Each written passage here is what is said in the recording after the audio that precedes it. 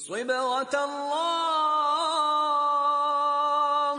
ومن أحسن من الله صبغة ونحن له عابدون۔ السلام علیکم ورحمۃ اللہ وبرکاتہ۔ اعوذ باللہ من الشیطان الرجیم، بسم اللہ الرحمن الرحیم۔ رب اشرح لی صدری ویسر لی امری واحلل عقدۃ من لسانی یفقہوا قولی۔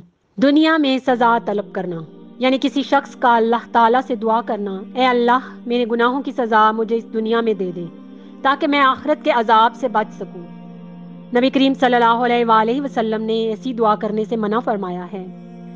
حضرت انس رضی اللہ سے مروی ہے کہ رسول اللہ صلی اللہ علیہ وآلہ وسلم نے ایک مسلمان کی عیادت کے لیے تشریف لے گئے جو بیماری کے سبب پرندے کی طرح کمزور ہو چکا تھا۔ آپ صلی اللہ علیہ وآلہ وسلم نے اس شخص سے پوچھا کہ آپ کیا دعا کرتے ہیں؟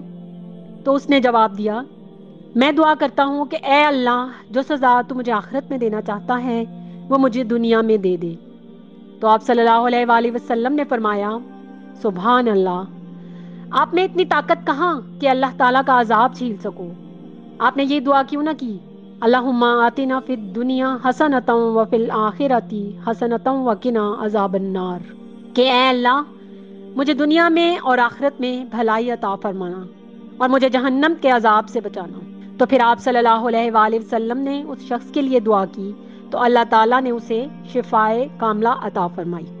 جلدی موت کی دعا کرنا، صحیح مسلم سے روایت ہے، حضرت قیس بن ابی حازم کا بیان ہے کہ حضرت قیس حضرت حباب رضی اللہ کے پاس گئے جن کے پیٹ کو بیماری کی وجہ سے 7 جگہ سے داغا گیا تھا، تو فرمانے لگے اگر رسول اللہ صلی اللہ علیہ وآلہ وسلم نے موت مانگنے سے منع نہ کیا ہوتا تو میں موت کے لیے ضرور دعا کرتا۔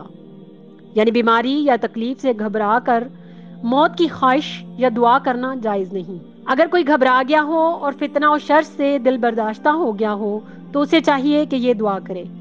صحیح مسلم سے روایت ہے، حضرت انس رضی اللہ سے مروی ہے کہ ایسے موقع پر آپ صلی اللہ علیہ وآلہ وسلم نے یہ دعا سکھلائی، اللہم احینی ما کانت الحیات خیرا لی وتوفنی اذا کانت الوفات خیرا لی، اے اللہ جب تک میرے لیے جینا بہتر ہے تو مجھے زندہ رکھ، اور جب مرنا بہتر ہو تو مجھے موت عطا فرما۔